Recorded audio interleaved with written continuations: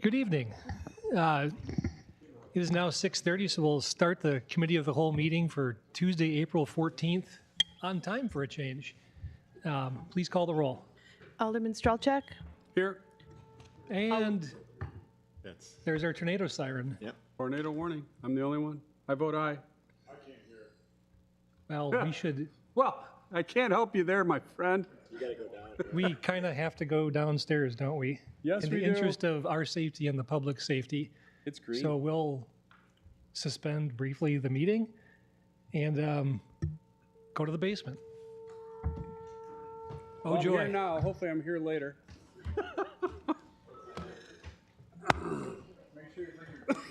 Bring your laptop down.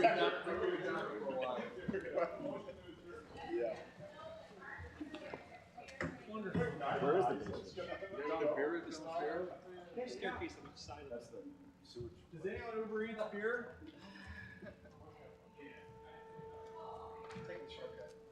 Is that the?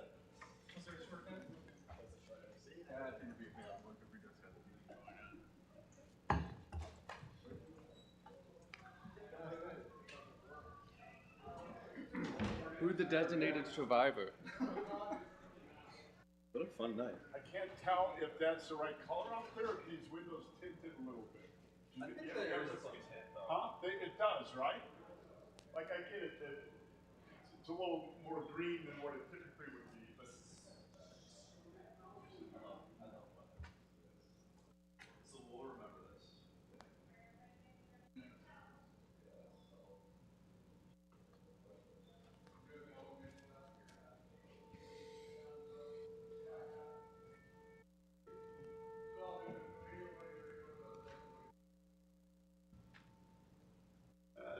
Let's roll.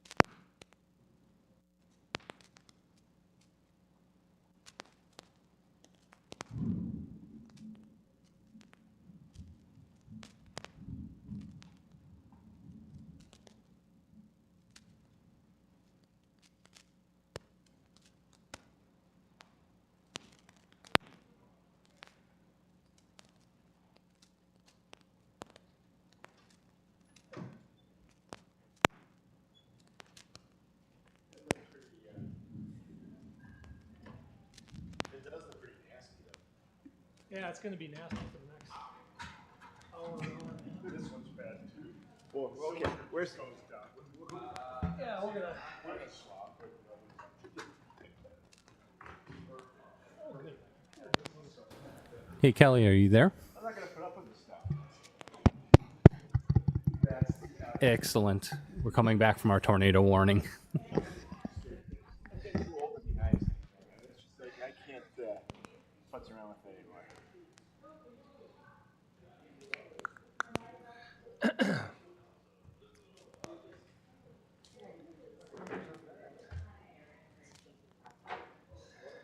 Second time ever for me.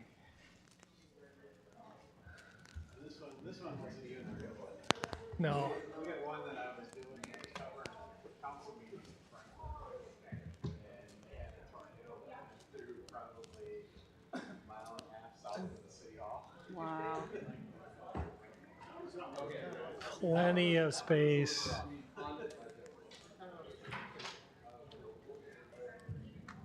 We didn't even get to approve the minutes, did we? I didn't even take roll call. Okay. We're missing nobody. Yeah. Where's Talaco? Someone Virtual. All right, we're gonna pick this back up with roll call. Is this thing even on? Alderman Strelchek? Alderman Strelchek? Yeah, I'm still here. I survived. Alderman Talaco? Alderman Meyer? Here. Alderman Hancher? Here. Alderman Bach? Here. Alderman Parrish? Here. Alderman Bratt? Here. Alderman Gebhardt? Here. And Mayor Nurbin. Here. First up is approval of the meeting minutes from March 10th. Move approval. Motion and a second. Any comments or corrections on those minutes? Hearing and seeing none, all those in favor, please say aye. Aye. Any opposed? And the minutes are approved. I think I stole some of your stuff. On to our first substantive item of the evening, resolutions. Resolution 4279, a resolution adopting the Mequon Commons Master Plan. So here with us again is the Lakota Group to walk us through this, hopefully one last time. That's Hale. It is Hale, yeah. Take it away. Go ahead. Go ahead, you guys. Is Director Tallison going to lead us in? Either way. That's okay. Go ahead. We can get started. Yeah. Yes. Please.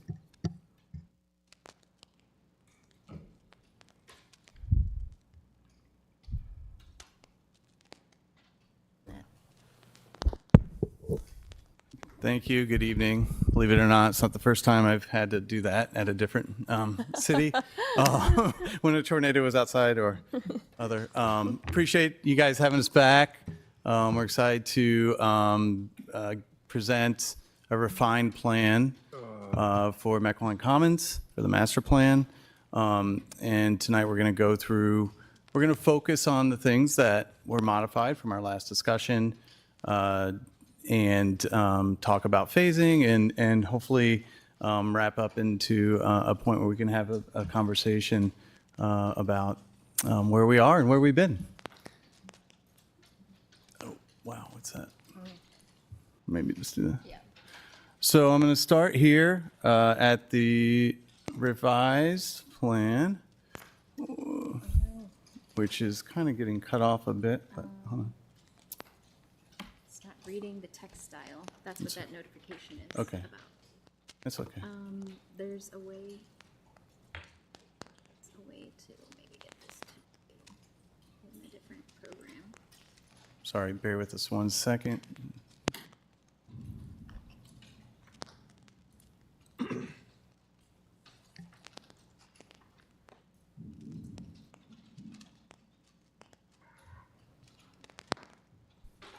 There we go. Is this okay? Yeah, maybe just enlarge a little bit. Yeah. Great, thank you. All right. So really want to focus on the things that have been modified since our last discussion. If you recall, last time we had a couple of different plan iterations that we were showing. And again, the large elements here are all in place from last time. but we made some modifications based on the discussion and what was discussed from each of you. And so just a reminder, this is a place that's used year-round. This is a place that supports town center, the community at large, and should be a daily use thing as well as events. The big elements being the pool, an event lawn, a stage, the library, and all of the great things and programming that can happen around it, playgrounds, and everything that supports that around City Hall. The things that were modified from last time and some of the comments that we received, first, I want to say that at the, we have the oval event lawn. We were kind of shown a pavilion before, and it was more of a flexible type shelter space, and I think we got the comment that we would rather see something and really lean into a band shell, something that is used and programmed for music and events and performances. So we've modified that to be more specific. That could be an architectural focal point. That could be something that's really a key feature of the site and something that you would see from the edge of that lawn. Another element right behind it that we discussed was adding a restroom facility. Just, people getting off of the trail, the interurban, getting into the site. You're inviting a lot of people to the site, so just having something that's proximate and as a support building. We show that back on the south end where Morgan's pointing right now. That's one of those elements that we discussed. We clarified kind of the area around the band shell, and we were kind of showing the idea that it could be an amphitheater and that could be seat walls, and that would be something that's built into the lawn area. And so we just clarified to show those limits better. I think there was just confusion because we were showing topography last time and some topography lines. So really just creating this complex where close by you have seat walls with some lawn that spreads out for picnics and other kind of more flexible gatherings and spaces beyond it as you have larger crowds and events. So again, smaller events, you could sit at the seat walls closer to the stage, and then it fans out beyond that. Just clarifying that in this plan. One of the things that we had shown before was what we called Redbud Plaza along Cedarburg right there next to the pool area. Some of the comments about that were like, can we bring that inbound? Can we bring that into the site? And so one of the modifications that we've shown is creating more of this lateral east-west Redbud Plaza space that would, you could bring tents and food trucks into that area, still keeping a little bit of that frontage along Cedarburg. And again, we see this as something that just invites people to come through. There's more permeability and more of a structure to bring people adjacent to City Hall into the space, creating that arrival point between the pool and City Hall. And that was one of the things that we did to address that comment. As far as the pool complex goes, there was a lot of discussion about it. I think the key here is just remembering that we want to provide flexibility because there will be a whole detail design development process for creating this. But we want to create flexibility so that we have the space and that we're showing the visions that people want. And we talked about maybe, having 6 lap lanes, which we're showing now. I think previously we had 8. Making sure that we have the drop slide in there, the lily pad, and water play as an element there. So just thinking about the water play being spray elements or that kind of fun movement of water that's in the shallow end, near the zero depth entry. The other part of that was just expanding that pool deck space to make sure we have flexibility and that we have enough room to provide for the amount of people that would want to be there. And so we've shown that just by making some slight modifications to shifting the space around. In concert with everything that's happening here as kind of the summer, spring elements, we've also thought about how how we can engage this in the winter, and we show we just created a layout, a programmatic layout for what can happen in the winter to bring people and invite people in. And so we're showing with the green, the the orange squares there are tents, a tent layout for doing winter festivals. Again, bringing people through that Redbud Plaza south of the pool space, and so people can have a place to be and walk through.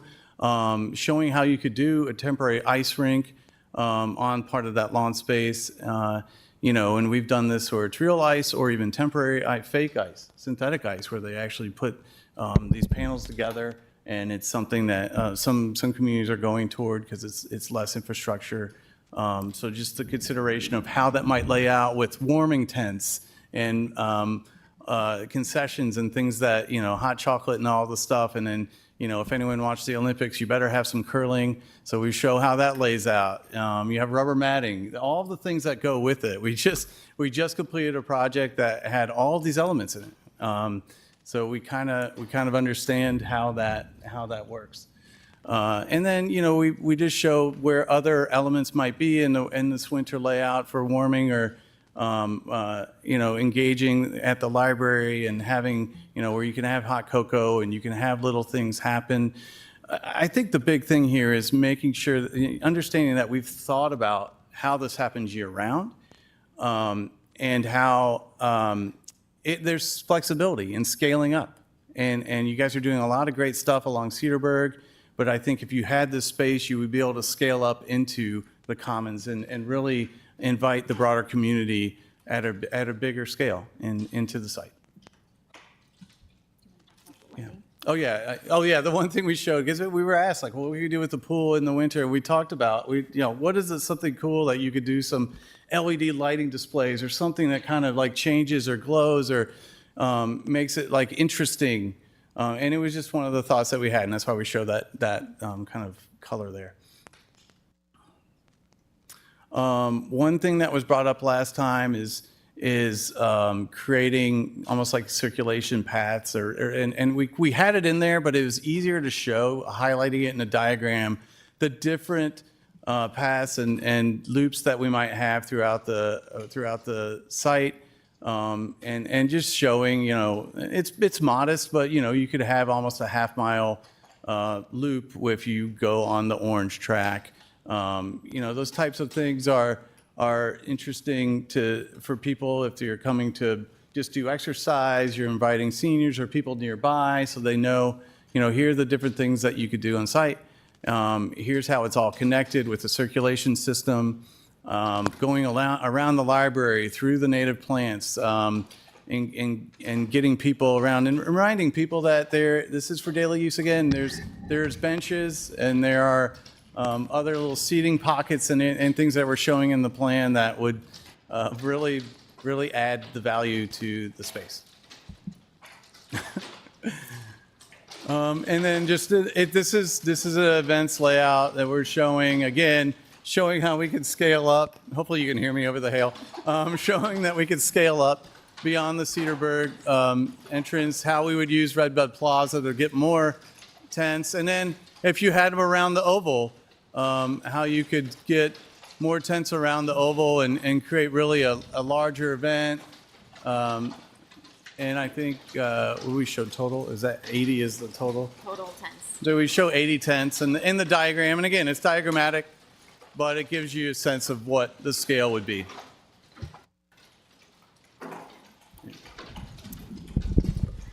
So the next piece of this is phasing the costs and implementation. So wanted to share a little bit about the breakdown that we're showing.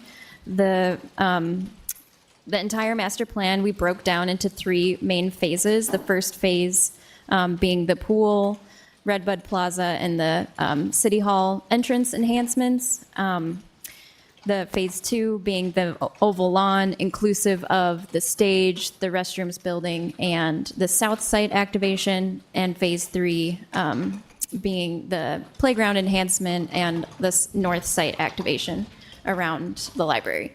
Phase 2 also would include Division Street parking and these connection points. And the reason we broke it down into these 3 kind of larger impact main phases is to really create a sensible division based on the project areas, and provide an ease of construction access while maintaining portions of the site that are usable and accessible. So it really kind of creates these individualized project areas that can be fenced off, be worked on for construction, while the other portions of the site may need to be restored, but the remaining campus is available for function and use. There's also a cost benefit to consolidating the work areas to capture construction economies of scale. Unit costs are lower. Contractors don't have to mobilize as frequently. There are fewer areas where you're potentially disturbing recently completed work and in need of additional site restoration. So these breakdowns make sense to us, but that's not to say that things can't change and be adjusted down the line. And I'll get more into that in a little bit. But with these project phases, we also wanted to identify some potential funding sources. So we looked into a few grants to be aware of as it relates to the different project elements in each phase. There's a land and water conservation grant that could be used to support pool and community center improvements or the multi-use paths in phase 1. There's also a recreational trails grant that could support connectivity elements like the bike node infrastructure, the multi-use paths, these kind of path connections in phase 2. And there's a surface water grant program that may support elements of the dry creek bed, bioswales, and native plantings around the phase 3 enhancements. But some additional non-grant funding strategies are also included in the plan for consideration. Capital improvement programming, considering increasing impact fees on the new and planned growth in the town center to generate some near-term funding and help bridge these priority investments. Public-private partnerships and philanthropic and community-based funding are also huge. I think organized grassroots funding can make a huge impact. Referendum and bonding for bigger impact funds, as well as considering a lodging tax to help sort of offset modest funds to support campus program and operations.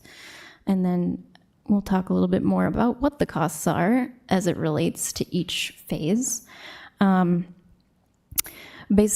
All these numbers that we have, including included in our costs, have been substantiated on real, recently completed project bid pricing and comparable, recently completed project work.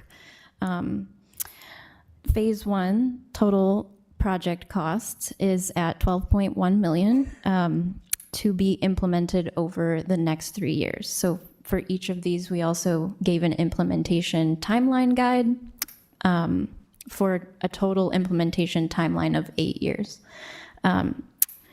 Phase 2 is a total of $4.8 million to be implemented over the 3 years following Phase 1, and Phase 3 is a total of 1.6 to be implemented over the following 2 years. And you can see how that breaks down over the different project areas. One thing to note here is whatever each phase includes here in the master plan can evolve down the line. So as you engage in detailed design on each phase, you'll look at it closer, you'll determine, in greater detail how you want to include and handle project adjacencies and those buffer zones. So for example, in phase 1, if you ultimately decide not to do the Redbud Plaza, that number won't go down to 0, but it would be significantly decreased. But there's still some measure of restoration and connection to the road, frontage, and Cedarburg that would be required. So I just wanted to point that out. You can obviously make modifications to the different project areas included in each phase, and just understanding that those adjacencies would need to be addressed. And then I just want to get into kind of the phase 1, since that would be ideally the next piece to complete. We know the pool and kind of active core of this design is a huge priority.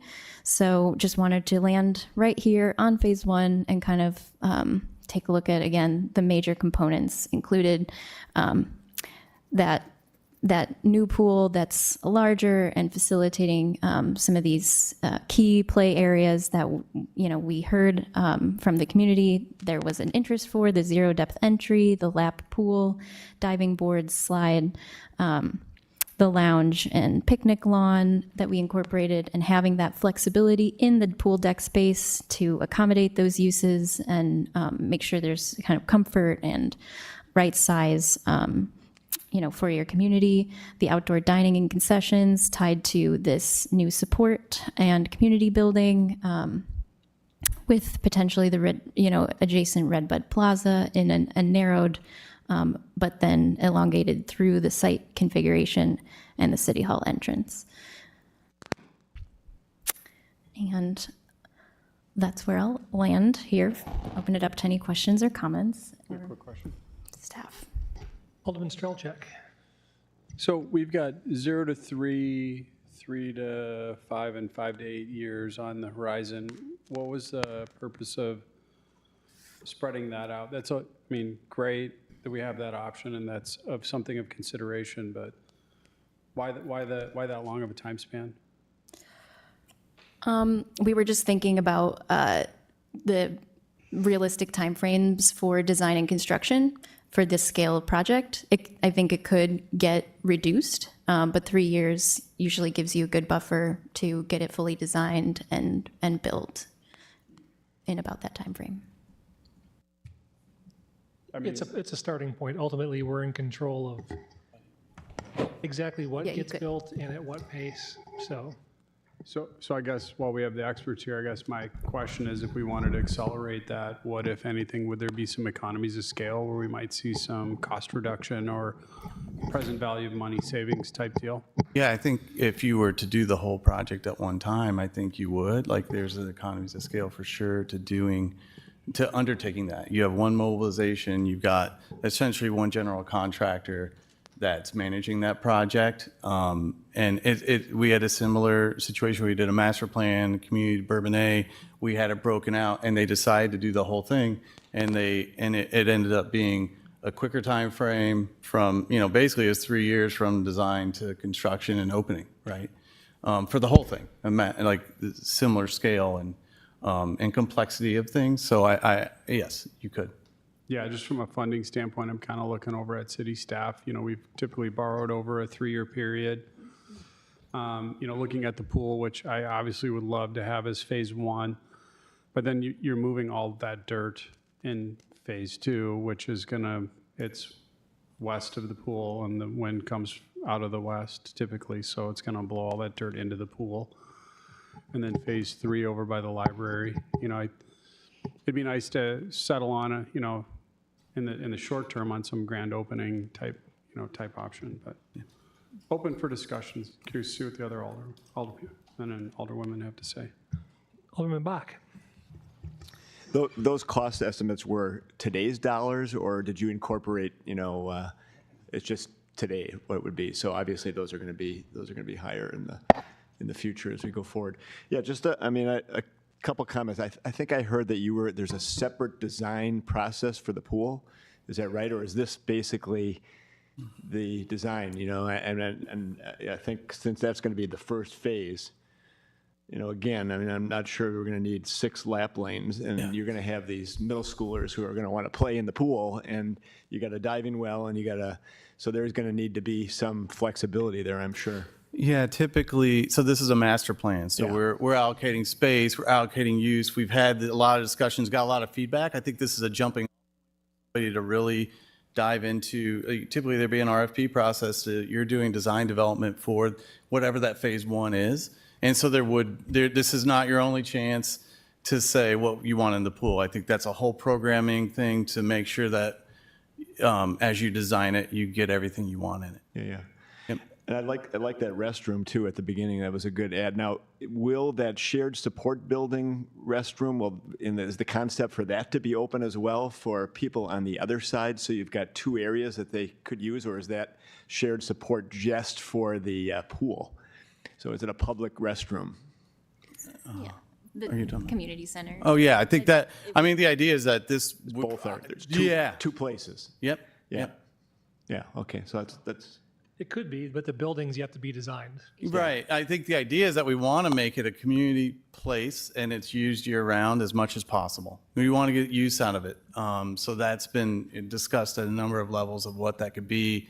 And so it's not just for the pool necessarily. It's like, hey, we've got a concession or we got things that we can use at different times or like space that people can use at a community for community uses. That's two options. And finally, I mean, this is probably way in the weeds, but you've got all the parking spaces, but with those bike nodes, you're probably going to need some places for bike parking too. You know, and I think we talked about that because you're going to have people coming off the trail and you're going to need plenty of spaces for racks and that kind of stuff. Absolutely. And yeah, it would be, we have plenty of space for that. I think we would accommodate that. And there's a lot of places to accommodate. And we kind of show like a little location where that happens now. But in other, like if you're bringing your bike in here, you're going to have them throughout the site. You're going to move that around. Yeah, awesome. Looks good. Thanks. Thank you.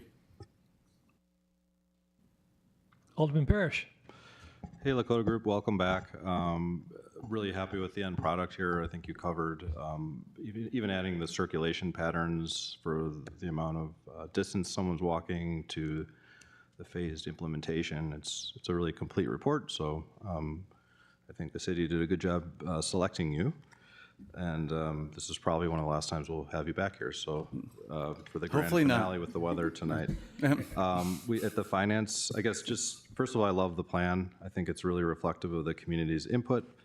I'm only going to say half my comments, but essentially at the at the finance committee meeting tonight, we briefly discussed fundraising on a future topic, and your idea of a friends group resonated with a lot of us. We do see a role for some public participation in this, so it's helpful to have that suggestion in the written report, and hopefully we have some momentum so that it's not all the city contributing 100% of the dollars for this project. I do appreciate the year-round programming. I'm really not sold on an ice rink, rentals of ice skating, curling. I'm fascinated by it though, and it sounds really fun, and I'd like more information. I just want to make sure that approval of the plan conceptually doesn't mean we've decided on an ice skating rink, and seeing that it would be part of phase 2 anyways, I guess we have time to vet that out anyways. So is that a fair assumption? Personally, or do we need to decide on ice skating rink and all that now? This is, we're just trying to show flexibility of space and year-round programming and Okay. Just to cut through my other comments, I'd say my number one suggestion is where we have the public bathroom right off the trailhead. I think that's a very public bathroom. We're going to have so many people using it.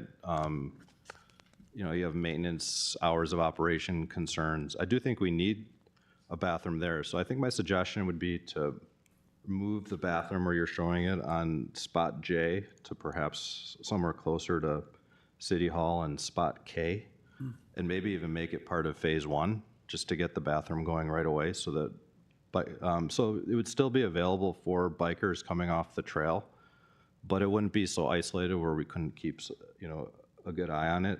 Also, moving it to spot K would get it closer to the festival activities, like near the Redbud Plaza, so it'd be nice to have the bathrooms closer there.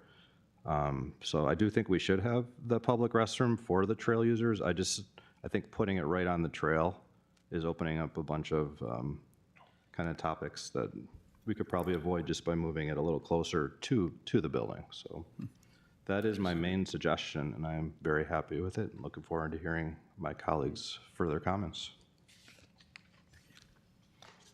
Yeah, and for things like that, when we go to plan out these spaces, we can always choose to pivot. I think that the plan is contemplated that not every detail will fall into place exactly as presented, but I think we have the flexibility to do that as we move forward.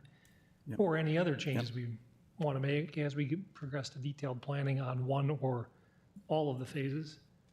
Alderman Strelchak had his hand up again. Alderman Talaco has her hand up, and then I'll mirror I the see that. bathroom reload. All right, Alderwoman Talaco first.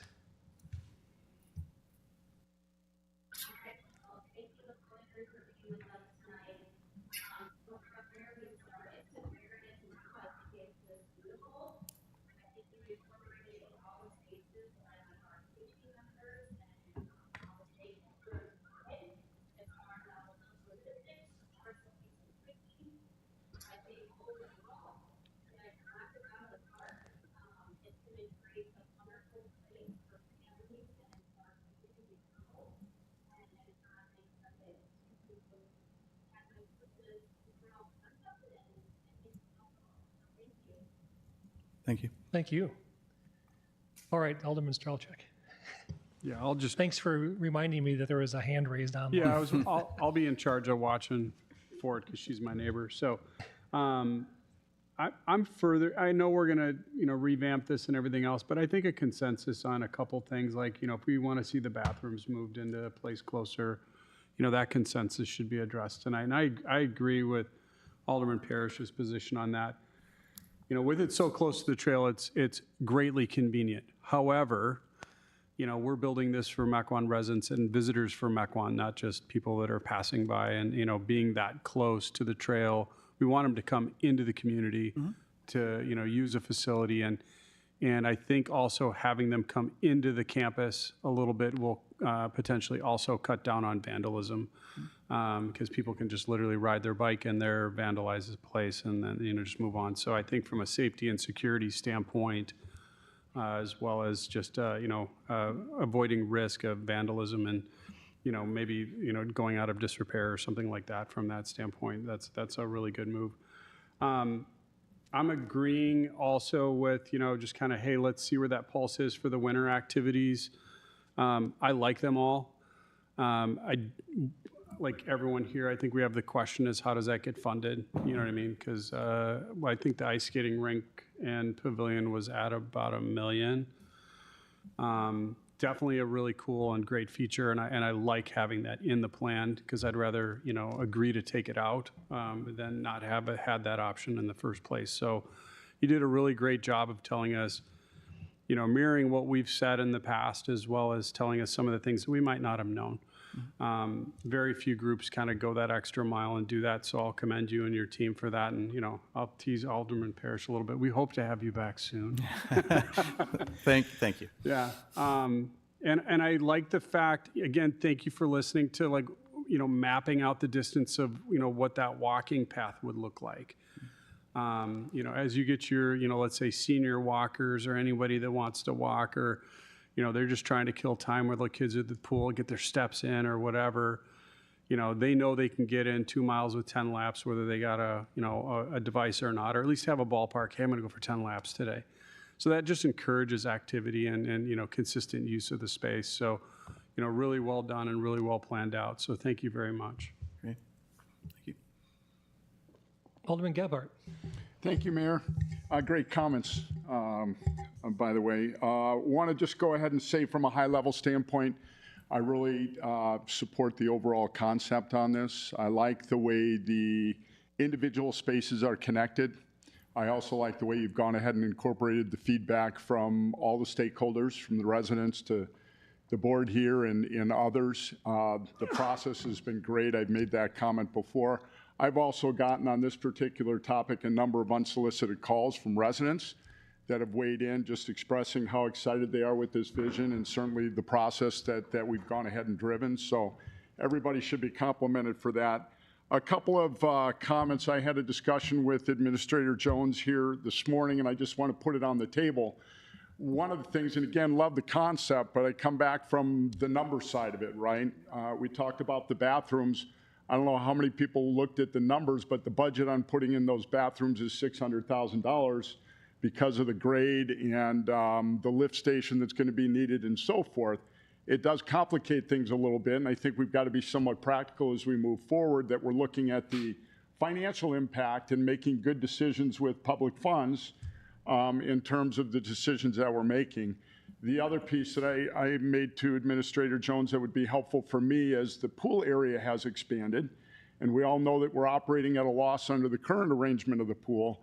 What does that mean in terms of our annual operating budget, right? What is the impact on our operating budget in terms of what we need to cover with the expanded pool and, you know, the staff that's going to be needed to manage it, both internal staff from the city's perspective and those that we're going to have to hire during the summer just to go ahead and man up the pool area, the food and so forth, right? Just a couple things that are in my mind that as we move forward, again, nothing to stop the process, but something that I would like to have further discussions on as we move forward in this process. Thank you. Thank you. Yeah, all necessary elements of the next phases of this. Alderman Hancher. Hello. Overall, I like the plan a great deal. I thought it's well integrated, and I think it serves the purpose of what we wanted as a community. As regards to the bathrooms, I'm assuming that the bathrooms would be accessible to all residents, even elderly, that making sure, because that could be expensive, making sure that there's the bathrooms are available for young children, people with disabilities, and also the elderly, to make sure that that would be accessible. The second thing I had is safety. So I see the plans, everything. Did you make any accommodations for security cameras? Where they should be? Is that something that you would think about doing? Because I would think a project like this, the strategic security cameras would be placed so that if there is a incident that we can monitor it. Yeah, in any public project like this now, you're at this scale, you have cameras on light poles, and so there would be that kind of detail that would be built in as soon as you're doing this. You're going through that process of designing this, and you're bringing that element in for sure. Okay, those are the two things that I had concern about. The accessibility of bathrooms, so it's not from the youngest community members to the older community members, and then also making sure that safety cameras are in place for making sure that things go smoothly. Yeah. Alderman Meyer. Thank you. And yeah, I'm also impressed with it. Very nice job. And the only couple of questions, one was comment, the oval for that and having the winter stuff inside of that's just an overlay that you can do. There's nothing really major construction you need to do to have the ice skating ring there or them. There's some barriers around that to keep the water inside and freeze it up, and that's basically about it. In a simplified way to put it, I think it is a little bit more complicated nowadays when you start to build real ice, right? Because you got to have a generator, and you've got to have, so there is more to doing that, and that's why the cost, as was pointed out, is and it's an element to consider as you get into it, right? You're not looking to have this thing refrigerated or anything to have the bottom of it on that? No, not like a permanent with lines or anything. No, we're not considering that, at least in this concept, yeah. And the other thing, realistically, how long do you think it takes? One of the questions we had earlier, we were talking about how fast do you think that you could get a pool done? To get the pool done? Yeah, just get the pool done. Well, they're not exactly the pool people, but No, I mean, I understand that, but if in your experience, what is kind of like the fastest that you've seen somebody get that in? I mean, we all got, we don't want to have one here that we're 3 years out from doing that when we think that could be done a lot faster than that, but in your experience, what have you seen? I mean, I think, you're getting into a design process, which is essentially, let's say you have a year design process for a phase one, right? And you've got a building that's a part of that as well. My hope is that in under 3 years you would have that. I think it depends on the programming and how decisions are being made and how quickly that can happen. That's why we outlined kind of that 3-year process. But I think the idea is that we're quickly moving into that, so that we're establishing a phase one, we're going out to an RFP and moving that. Okay, thank you. yeah, I think Kim's got a little bit of color to add. There's been some discussions on the next steps to get the pool process rolling, and then a notional timeline of what a pool could take.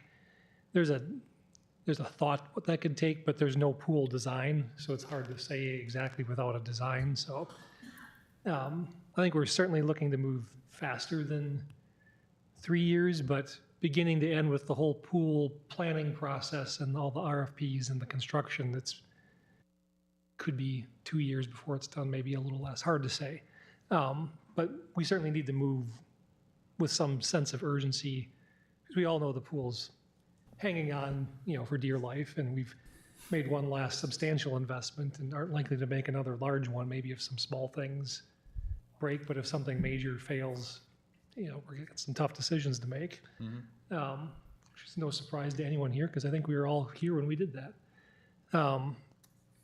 So we'll get to that in a bit, but Alderman Bratt had a comment or a question on the plan, and then we can kind of get the next steps with Kim. Yeah, no, I want to echo some of my colleague comment. I think the planning was done very well and a lot of transparency. I think that would serve us well as we move forward with the design process. Just be really clear, like we're on a tight schedule. If we look on page 7, like we have actions, not at just this meeting, but May and June. And then seeing a lot of pool design and planning, like I really do. I think we just need to be very open about this. Is a tight time frame. Also really appreciate the comment on operational cost. I think we need to think about on operating budget, the staffing needs are not going to go down, especially even just for the pool. I'm just thinking about staff around the grounds. So we just need to be realistic. So thank you. Any last comments? Well, good job. Thanks. And yeah, you can tell each step that's gone on, the number of comments has just gone down and down and down. And now we're just contemplating the exact placement of a bathroom, so that's pretty good. Yeah. Maybe amongst a couple other things, but as far as next steps, Kim's got, I think, a preview of what we may be doing over the coming months, and as we look to move quickly, at least on the pool portion of it. And so let's take a little time and talk about that. Sure. Morgan, could you see if you can find where that PowerPoint was left?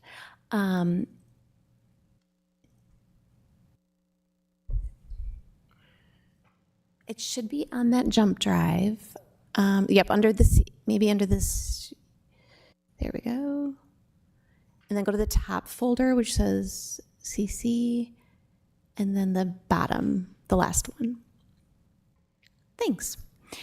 Well, I don't need to do a lot of convincing about the importance of this project, but I will just maybe give a little bit of reminder that reimagining the civic campus was a core public objective that dates back to actually 2002. It came out of one of the city's community surveys, which I'm sure some of you remember, and it really called for a heart to the community for interaction and activity. And even the logo that Lakota Group creatively designed for us is a symbol of that heart. And it's referenced in every town center planning document since 2002.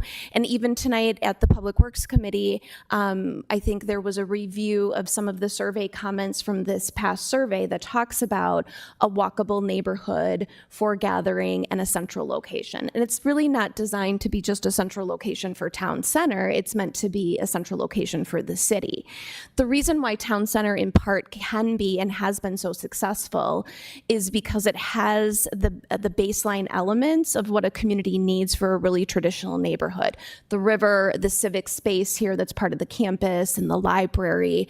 And part of that, or that component, is part of what we and all of you in the past have heard or told the story to really sell what town center is supposed to be.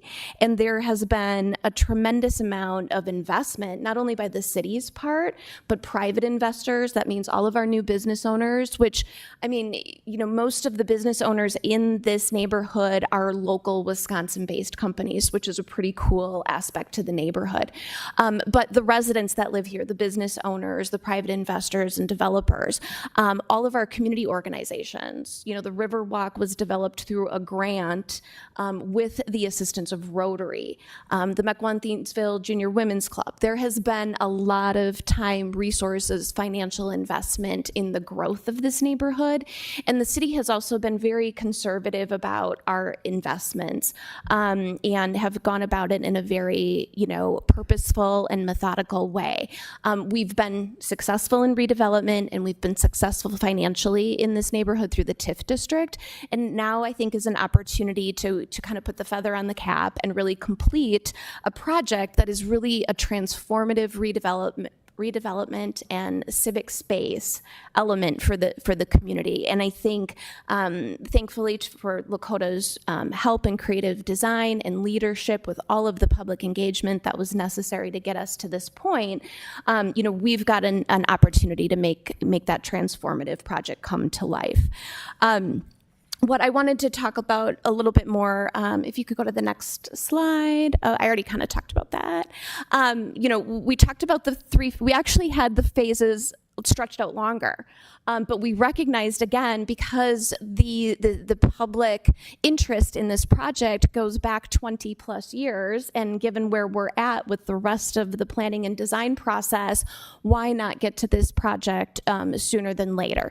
That being said, all three phases are meant to create a lot of choices for all of you as the decision makers. It's meant to allow for continued adaptability. There is some importance to having the continuity of the decision makers sitting around this table being involved in this project from the start, and seeing that to the end, because all of those decisions and that history helps us continue to make efficient and informed decisions as we move forward. I mentioned here responsiveness and momentum. I kind of touched on that momentum of the success of the project and responsiveness to some of these commitments that we've made to other investors in these projects, as well as the community. And then Lakota Group spoke about cost efficiency with these phases, our opportunity to continue to consider what our resources are. You guys mentioned it, you know, operations, staffing, maintenance, resource where funding can come from and how we can couple those dollars together. Partnerships may prove to allow us to add amenities that we might not otherwise do. So at this point, I think, you know, remaining open about, you know, implementation of the full plan is a really great place to start. And speaking of starting, what we're hoping to do tonight is to adopt this plan through the resolution. Phase one was phase one because we heard throughout this process, we wanted some immediate service and contemporized features to two of the larger facilities. And so phase one allows us to prioritize aquatics and continue to prioritize baseball. With baseball, we're looking to contemporize a field that meets WIA standards, recognize the significance of Renneke Field. There has been continued dialogue and a commitment to the seasons being played on campus, and then also a commitment to interim and long-term locations. And we can talk more about that tonight or in the near future as we progress. In terms of the other large feature with the aquatics facility, we heard multiple times, and really dating back to the financial workshop that we had in 2024, that this is a priority feature. It's obviously aged and dated infrastructure, as the mayor just mentioned, but it's also the priority location. And therefore, we heard from you in January that it should be the priority implementation element, and that's why it is a big part of phase one. What also comes with phase one in the aquatics facility is a multi-functional set of amenities, and they're very purposeful, right? The pool building location has a lot of different amenities than what the current pool supports. carport building has. It ties in potentially with any winter activity, even fall activity in fire pits. It ties in with opportunities with the festivals that are currently happening and will continue to evolve. And it does, as of right now, allow for some community space, which was mentioned. The locations of all of those elements are very purposeful to help at least tie in what those phase one activities could be. And maybe to Rob's point too, start to assess what kind of fall and winter activity we might have. It's going to allow us to continue to make really good decisions. So what we're suggesting to do, and hopefully, have some conversation here tonight about, is, approve the plan later this evening on the council agenda. What the internal staff team would do is start to advance some of the financial planning discussions that we need to have, particularly related to what is in the packet and on schedule for the first RFP. So the RFP would be to go through design and development of phase one. So we'd be issuing another RFP, hiring a consultant to help us work through that. Kristen Lundine's done a lot of work on this aspect of it, because it's not just hiring a pool construction or a pool designer, right? We've got other elements as part of phase one, like the pool building, what that architecture is going to look like that is going to influence this. The timing of all of this, and as you questioned Lakota on the timing of this, we have set up a timeline that could get us to completion of the pool in 2028. But that is contingent upon hitting certain milestones, building consensus, and getting decisions done quickly. So what we would do is we'd advance the discussion about how to pay for that next step of the RFP process.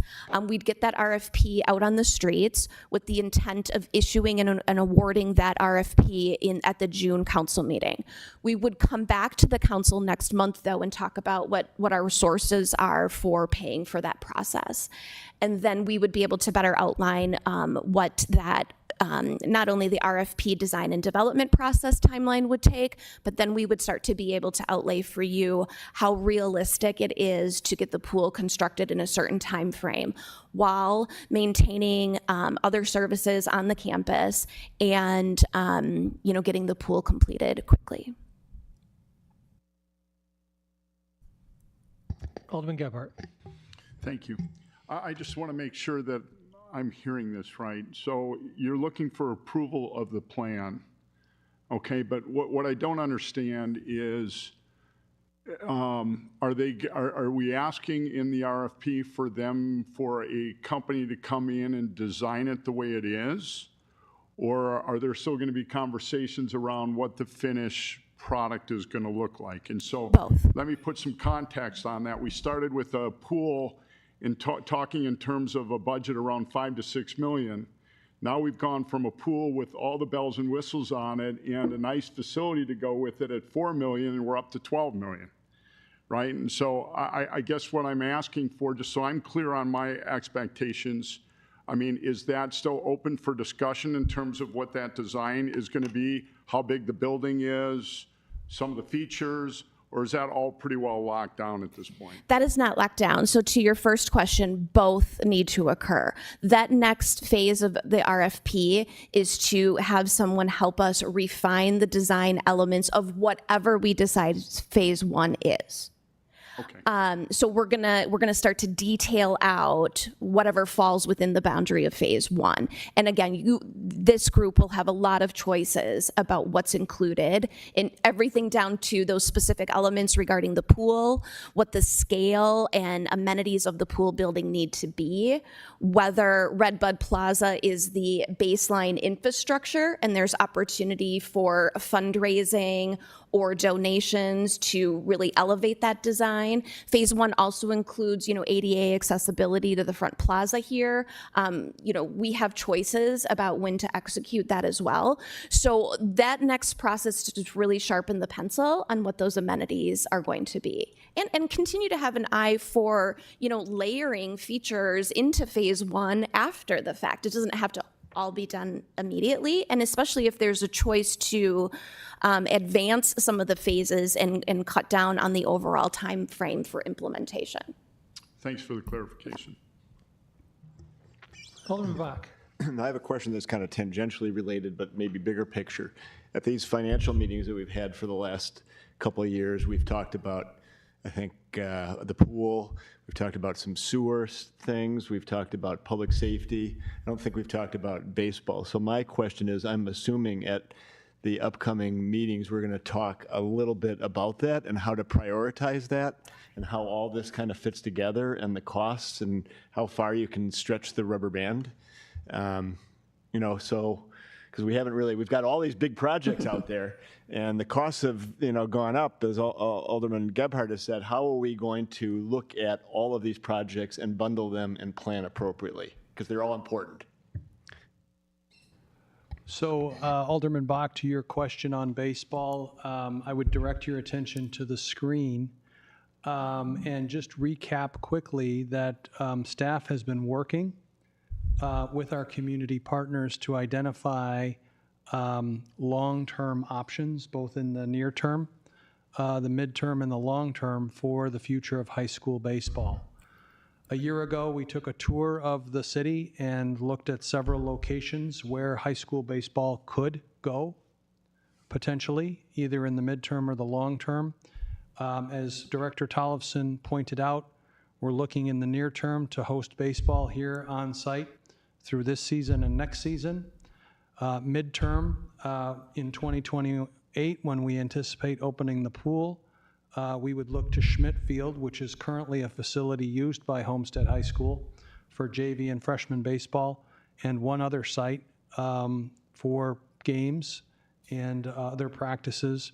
And then long-term, we're in discussions with the school district and other partners to identify that long-term home for varsity baseball. So this is a conversation that's going to be ongoing as we move through this process, and that's where we are at this point. And I think that's great. I guess my bigger question is, how do you do all these projects and how do we finance all of them, and what is the priority and how are we going to do that? I mean, I'm assuming public safety is still in the mix. Yeah, and we've got a long-term planning workshop scheduled for June 4th. I was going to detail that in the city administrator's report, but you're hearing it here first, and facilities will be part of that conversation. Alderman Strelczyk. Hey, so I'm seeing a gap in between like a really cool design with a pool that looks great, that's expanded, that fits exactly what I would have hoped it would have been. But I don't know that I have full consensus on council here. So we have a gap in between what we've seen and then going to RFP.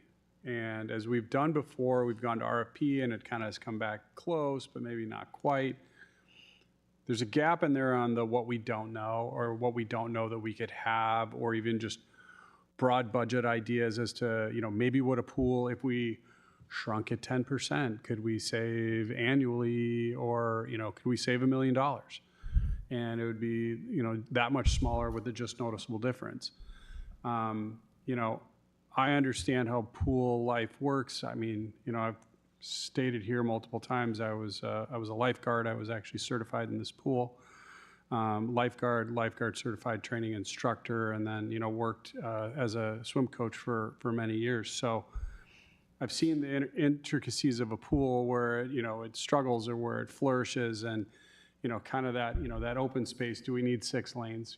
Obviously we're not going to leave 6 lap lanes in when the teenagers are in there, but the staff can pull lane lines out and, leave that for a larger space of open swimming. We could have basketball with floating hoops and, some other cool items in there. So, there's significant options. But like from a feature standpoint, do we want to pay somebody to tell us what the features are, or is there some like baselining we can do to know some of what we don't know, and then go to RFP with maybe a better guided direction?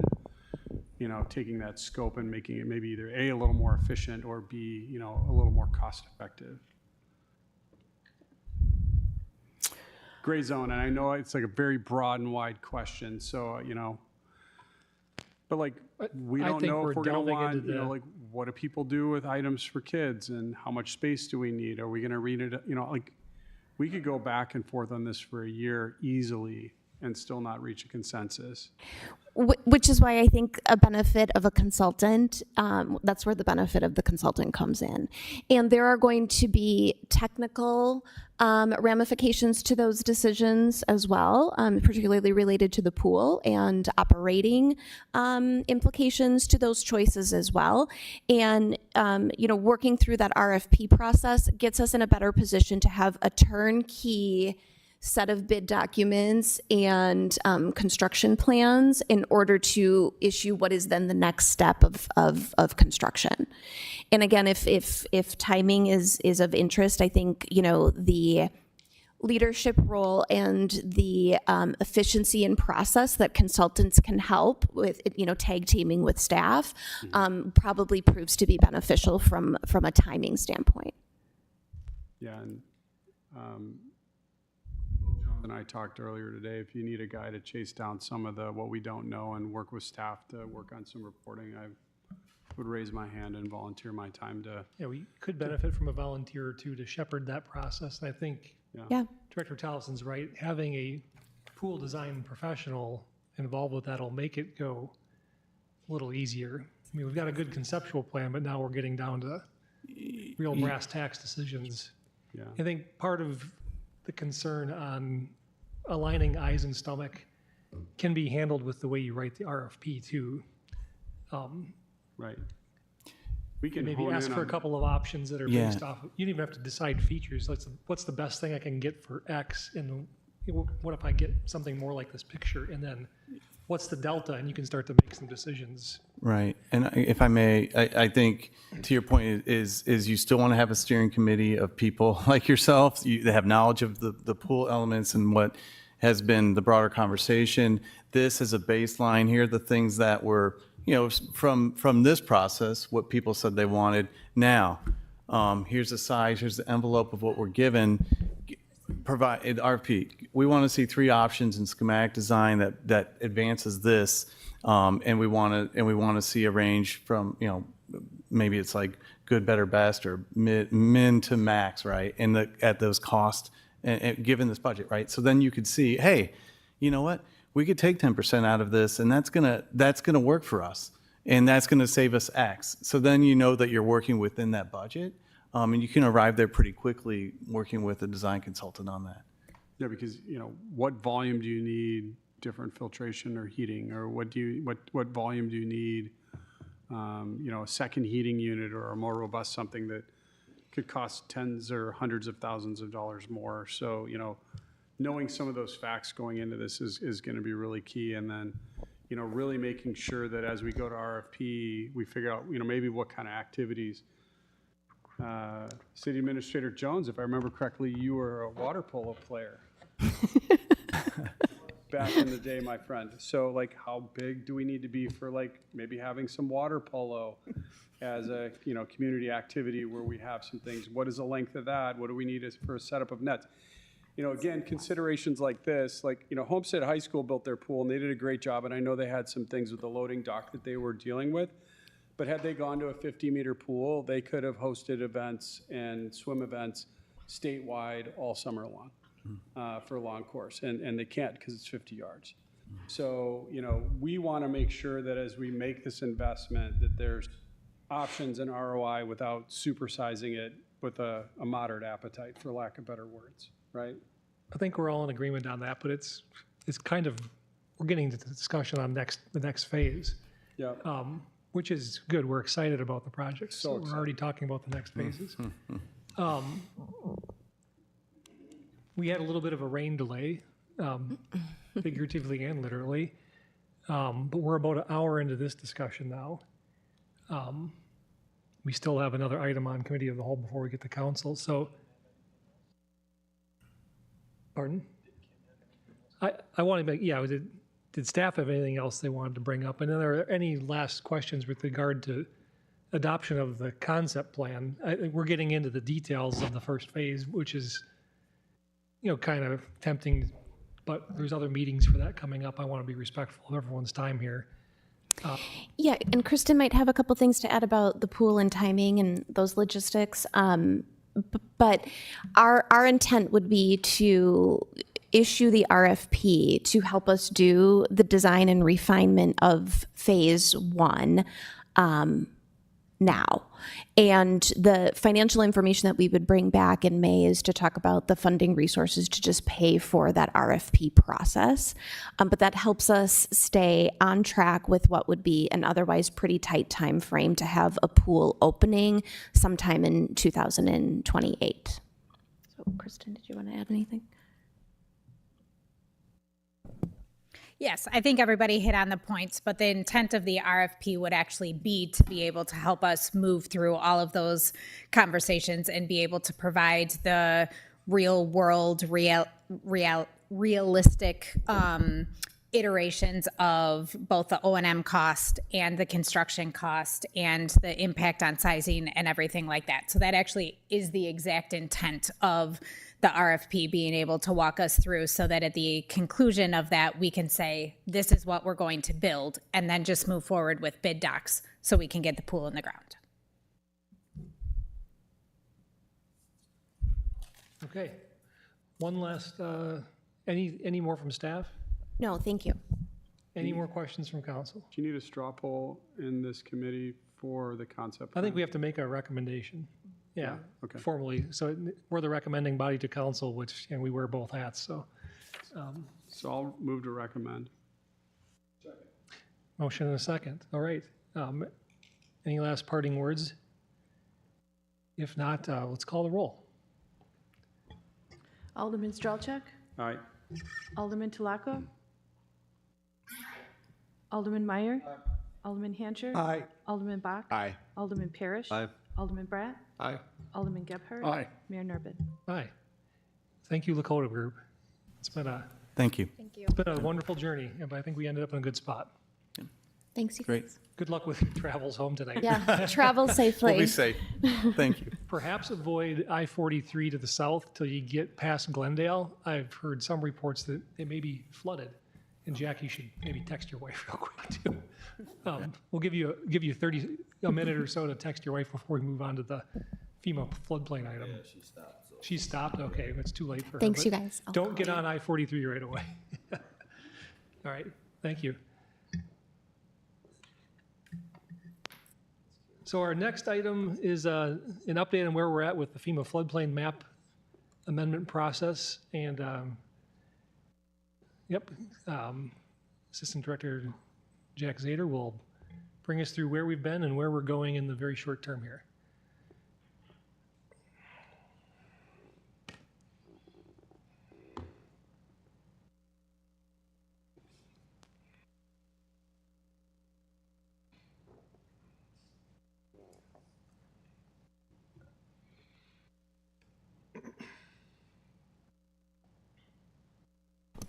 So how long do you want to, I can cut this shorter if you need to a little bit, if you want to, I can hit the high points or? Let's do it a little justice, but we'll maybe give the brief version. I think most of us are sort of up to speed on where this is at, and then we can, if we missed anything anyone's interested in, we can catch up with questions on the back end. Sure. So basically, I have a slideshow up on the screen that kind of talks about where we're at. So this is a little history and timeline. So we adopted our floodplain maps in 2024. We identified some issues with the modeling. So we hired M Squared at the time to review the modeling, and they determined that there were some issues with the modeling, including the flow rate calculation. Sorry, did I disconnect her? Oops, sorry. Some issues with the flow rate, and there were some other issues with the Manning's N values and effective flows, things like that. So at that point, we decided to hire M Squared to do the a full LOMAR process for us, which was in the spring of 2025. So over the last about 6 to 9 months, we've been meeting with DNR off and on to discuss our findings. We basically established a new flow rate based on a new log Pearson model that the DNR recommended. We've created some new maps of the Milwaukee River, and we're continuing to work on Trinity Creek, which I have some maps today that I can now share with you for the first time. In terms of the flow rate, this is just a little refresher where we're at. So when the original model of 1991 had a flow rate of 14,340 CFS. That same model was used to create the 2024 maps. So that's where we found the issue. The StreamStats model was used by M Squared at the time of the first initial review of the floodplain. So when we went with DNR, they said, no, you have to use the log Pearson model, which we did, and then they allowed us to use an adjustment factor, which brought the flow rate down to about 7,600 CFS. Now, compare that to our highest recorded event, the 2008 flooding, which was about 6,980. And then we had a big outrain event in August. I'm sure you remember that was about 5,900 CFS. So the CFS has come down to, I think, in an area where we are comfortable with that number, and it's more accurate of what we're seeing in terms of floodplain. So what does that all mean? As I could translate that to you, some maps. I created some maps for you. The first one, I just have an overview map. I'm not sure why this is doing this. Does this work? I'm not sure why this.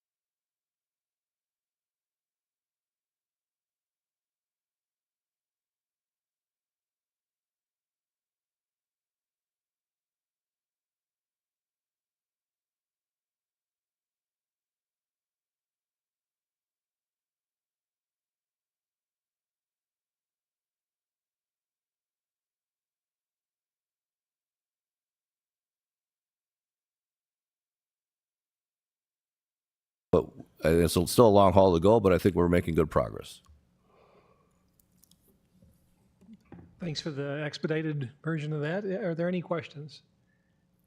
Both in the room or online? Alderwoman Tlaco.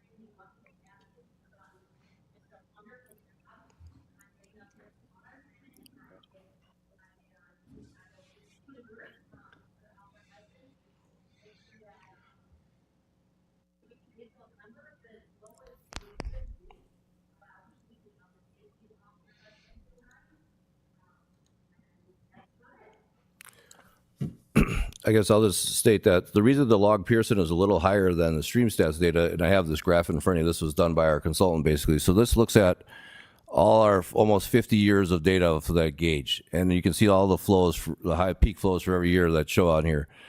But, you know, in the terms of floodplain, they look at a 100-year model. So as this is only 50 years, there's a deviation that occurs as we get to this larger number. So that's where that higher number comes in, because we just don't have enough data on that gauge to accurately predict what the high point is. So that's the biggest issue that I think that we have to deal with, is that gauge is it seems like a long time, but it's still only less than 50 years.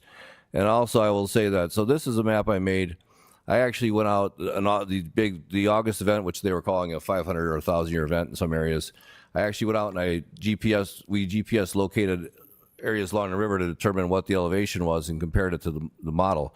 And all the red dots on here show those elevations, and they actually line up pretty well with the model in terms of the elevations that were existing at the time when we shot the data to what they're proposing for their flow rate. So I think the number is pretty good. I mean, we could fight it again, but DNR still could reject it, and that would put us back to square one and then delay the process along. So I'd be uncomfortable doing that. I think we got a pretty significant reduction and a significant reduction in the BFE, and I think that's the best we're going to do at this point.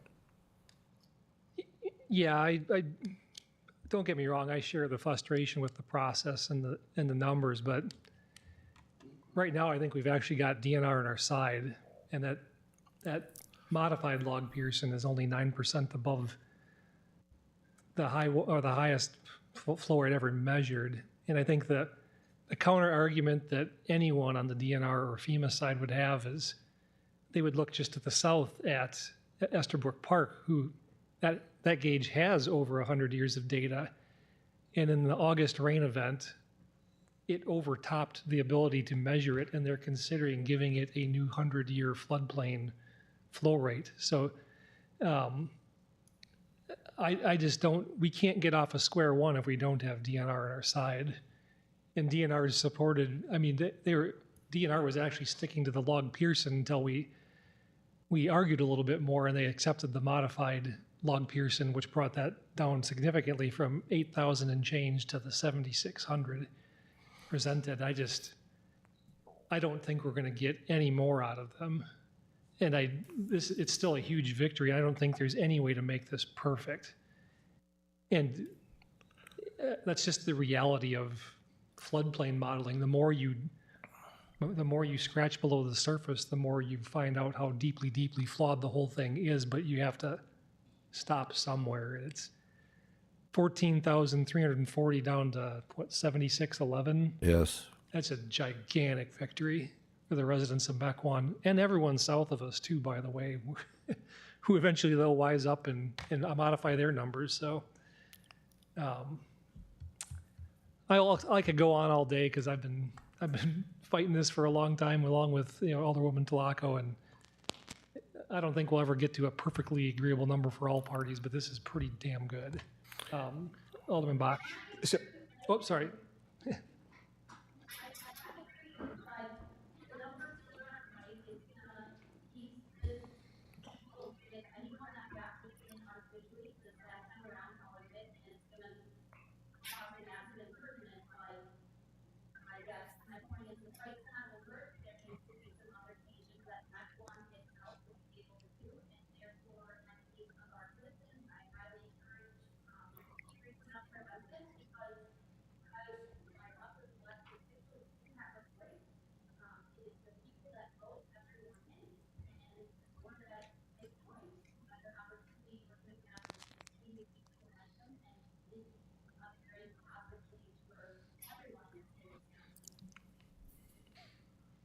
Certainly room for improvement all around. I agree. Alderman Bach. Jack, so the DNR signs off and then ultimately FEMA, how does it impact the residents? I mean, what's going to be the difference from, what it is today versus once it's passed, gets approved? If it gets approved by FEMA, there's several things that would come into play. Number one is certain people would not be required to carry flood insurance anymore. So that would be a significant cost savings for them. It'll also impact their ability to expand their property if they need to. So like, if you're in the floodplain right now, you're limited to 50% improvement of your value. So if you're removed from the floodplain, that number goes away completely. If you go from the floodway to the flood fringe, there's benefits of that as well. And even people that are in the floodway that remain in the floodway will still see a benefit if the base flood elevation goes down, because if they ever choose to elevate their house, they don't have to elevate as much as they would otherwise. So there's a lot of different possibilities for improvements to people's properties other than just the flood insurance requirement. So, and we deal with this all the time. We see there's people like in the area across from River Barn Park there's one neighbor that's in the floodplain, one's out, and they're about 3 inches difference in grade. So, we have to enforce this down to like 1/10 of a foot, which is about 2.5 inches, which is crazy knowing that we're using data from 1991. So I think the benefits will definitely be there for a lot of people. It's hard to say exactly how many, but my guess is probably in the hundreds.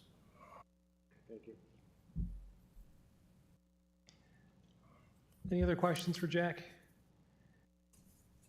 This is just an informational update item. We don't need a vote or anything on it, but good work. Let's keep the momentum going.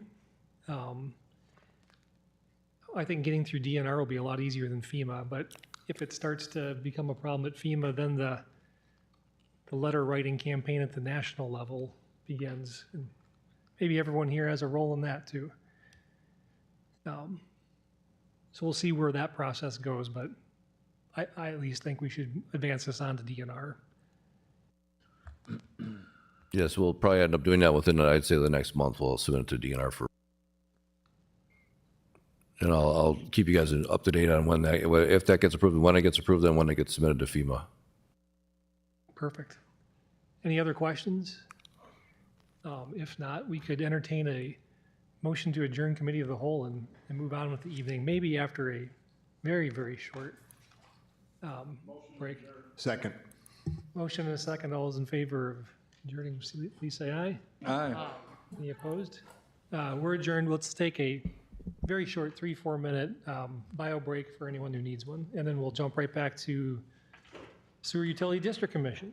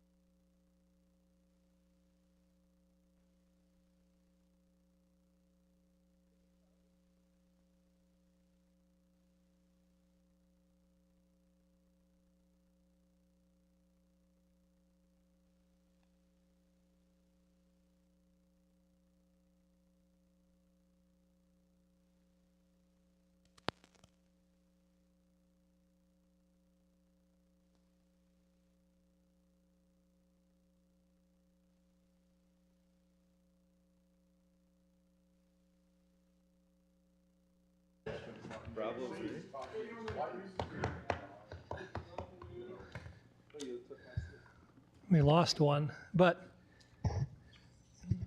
Alderman Bach's still not back. But we'll We'll reconvene and start the Sewer Utility District Commission meeting. We can call the roll, noting that Alderman. I will Alderman ask for Bach a is little on his bit of way. patience because I asked staff to stay home. So I am doing all of it tonight. So I will write down the time. And Commissioner Strelchek, I'm here. Commissioner Talaco, Commissioner Meyer, Commissioner Hancher, Commissioner Bach, On his way. Commissioner Parrish, Here. Commissioner Bratt, Commissioner Gebhardt, and Commissioner Nervin. Here. First up, approval of the meeting minutes from March 10th. Move approval. Motion and a second. Any comments or questions? Hearing and seeing none, all is in favor, please say aye. Aye. Any opposed? The minutes are approved. On to resolutions. Resolution 4285. Resolution approving an award of a contract for the construction of Lift Station R and Lift Station U improvements to Sable Mechanical LLC of Fond du Lac, Wisconsin, the amount of $175,600 with authorization to award the contract to Mid-City Corporation of Butler, Wisconsin, the amount of $232,500 if the initial contract award is not executed. Take it away, Director Lundin.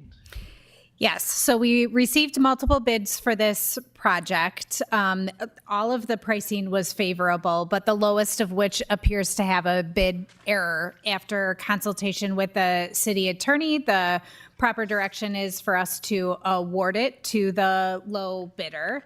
If they are ultimately willing to do the project at the cost with the bid error, then we will be able to benefit from that savings. We are assuming based on communications at this point that they will not. And so in that case, we will collect on the bid security and award the project to the next low bidder. Any questions for Director Lundin? Or a motion? Motion to approve? Second. Motion and a second. One last chance on questions. Hearing and seeing none, please call the roll. Commissioner Strelchek, Aye. Commissioner Talaco, Commissioner Meyer, Commissioner Hancher, Aye. Commissioner Bach, Aye. Commissioner Parrish, Aye. Commissioner Bratt, Aye. Commissioner Gebhardt, Aye. Commissioner Nervin. Aye. Is there a motion to adjourn? Second. Motion and a second. All those in favor, please say aye. Aye. Any opposed? All right, we're adjourned. We'll immediately reconvene as the Common Council and start with the pledge.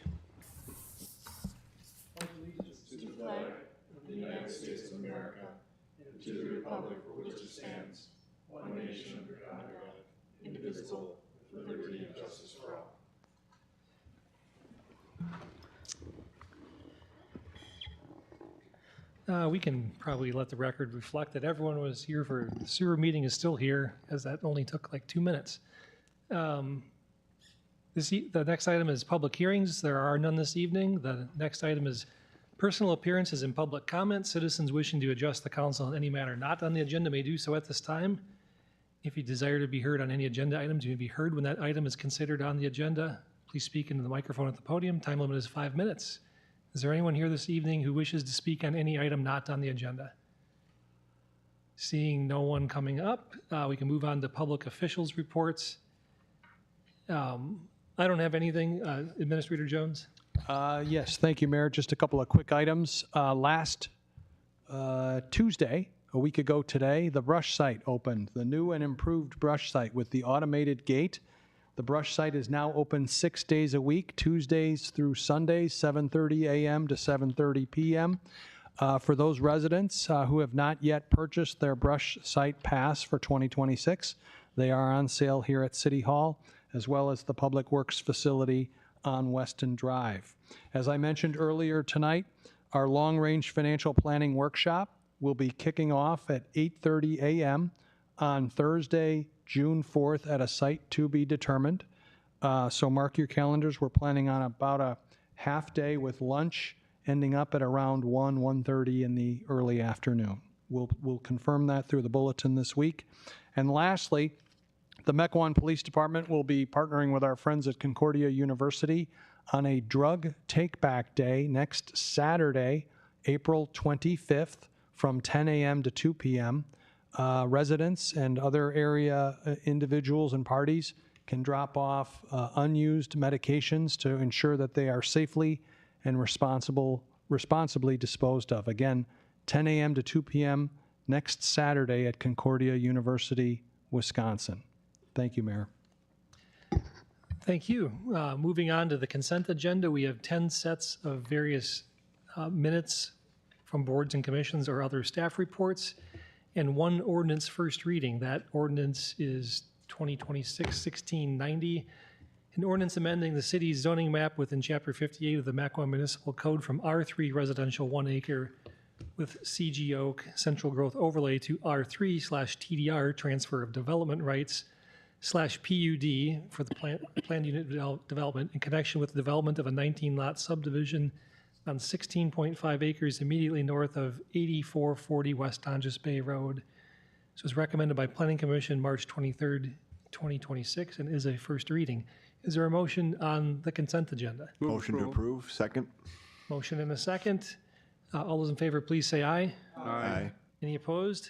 Consent agenda carries. Move on to ordinances, of which there are none, which brings us to resolutions, the first of which is Resolution 4279, a resolution adopting the Mequon Commons Master Plan, which was recommended earlier this evening by Committee of the Whole. Move approval. Second. Motion and a second. Any discussion? Hearing and seeing none. All those in favor, please say aye. Aye. Any opposed?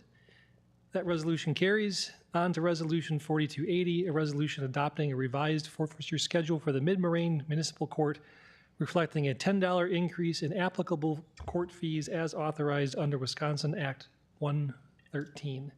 This was recommended earlier this evening by Finance and Personnel. Move approval. Motion and a second. Any comments or questions? If not, all those in favor, please say aye. Aye. Any opposed? That resolution carries as well. On to Resolution 4281, a resolution authorizing award for the 2026 GSB 88 bituminous road sealing contract to Farner Asphalt Sealers LLC of Waunakee, Wisconsin, in the amount of $155,000. Recommendation forthcoming from Public Works. Public Works passed it, and I move Resolution 4281 for approval. Second. Motion and a second. Any discussion or questions? Hearing and seeing none, please call the roll. Alderman Strelchuk, Aye. Alderman Telako, Alderman Meyer, Alderman Hancher, Aye. Alderman Bach, Aye. Alderman Parrish, Aye. Alderman Bratt, Aye. Alderman Gebhardt. Aye. That too carries. On to Resolution 4282, a resolution awarding the 2026 crack sealing contract to Thunder Road LLC of Genesee, Wisconsin, in the amount of $183,500. Recommendation also forthcoming from Public Works. Public Works passed it, and I move Resolution 4282 for approval. Motion and a second. Any comments or questions of staff? Hearing and seeing none, please call the roll. Alderman Telako, Alderman Meyer, Alderman Hancher, Aye. Alderman Bach, Alderman Parrish, Aye. Alderman Bratt, Alderman Gebhardt, Aye. and Alderman Strelchuk. Aye.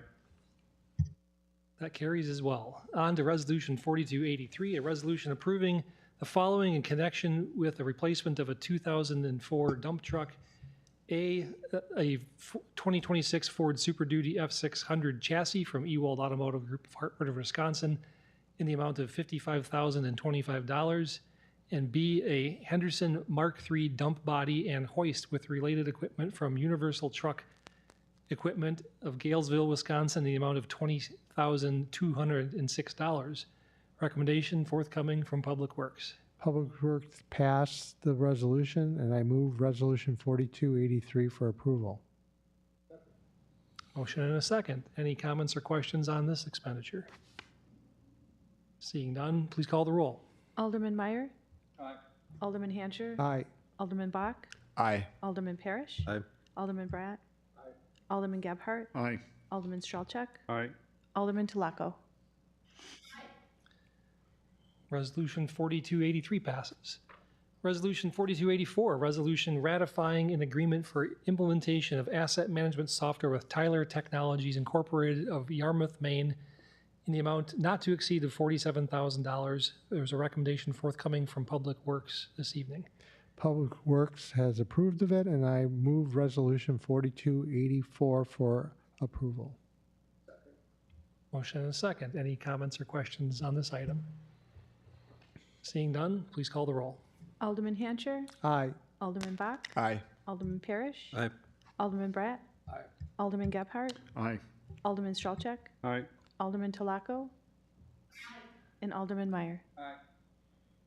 On to Resolution 4285, a resolution approving award of a contract for the construction of Lift Station R and Lift Station U improvements to Sable Mechanical LLC of Fond du Lac, Wisconsin, in the amount of $175,600, with authorization to award the contract to Mid-City Corporation of Butler, Wisconsin, in the amount of $232,500 if the initial contract award is not executed. This was recommended earlier this evening by the Sewer Utility District Commission. Is there a motion? Motion to approve. Second. Motion and a second. Any comments, questions? Hearing none, please call the roll. Alderman Bach. Aye. Alderman Parrish. Aye. Alderman Bratt. Aye. Alderman Gebhardt. Aye. Alderman Strelchek. Aye. Alderman Talaco. Alderman Meyer. And Alderman Hancher. Aye.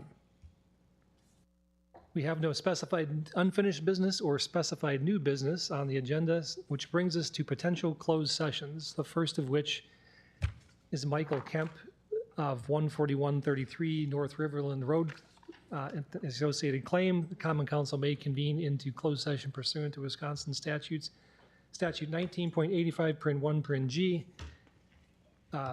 Wisconsin, conferring with legal counsel for the governmental body who is rendering oral or written advice concerning strategy to be adopted by the body with respect to litigation in which it is likely to become involved, and then may reconvene into open session to take such action as deemed appropriate. Can we take these up separately? Or can we bundle them? I would probably do a separate vote on each Okay. of them. Perfect. So on the first item, is there a motion to go into closed session? Move to go into closed session. Second. Motion and a second. All those in favor, please say aye when the roll is called. Alderman Parrish. Aye. Alderman Bratt. Aye. Alderman Gebhardt. Aye. Alderman Strelchek. Aye. Alderman Talaco. Alderman Meyer. Aye. Alderman Hancher. Aye. And Alderman Bach. Aye. Okay, so on the first item, the ayes have it. On the second item, the acquisition of property rights related to the relocation of Lift Station E to 2010 Ranch Road, West Ranch Road, Common Council may convene into closed session pursuant to Wisconsin statutes 19.85 Prin 1 Prin E, deliberating or negotiating the purchasing of public properties, the investing of public funds, or conducting other specified public business whenever competitive or bargaining reasons require a closed session, and then may reconvene into open session to take such action as deemed appropriate. On this item, is there a motion to go into closed session? Second. Motion and a second. Please call the roll. Alderman Bratt. Aye. Alderman Gebhardt. Aye. Alderman Strelchek. Aye. Alderman Talaco. Alderman Meyer. Aye. Alderman Hancher. Aye. Alderman Bach. Aye. Alderman Parrish. Aye. And ayes have it on that item as well. I don't actually anticipate we will reconvene into open session, so we'll adjourn in closed session. So we'll say goodnight to the public and see you next time.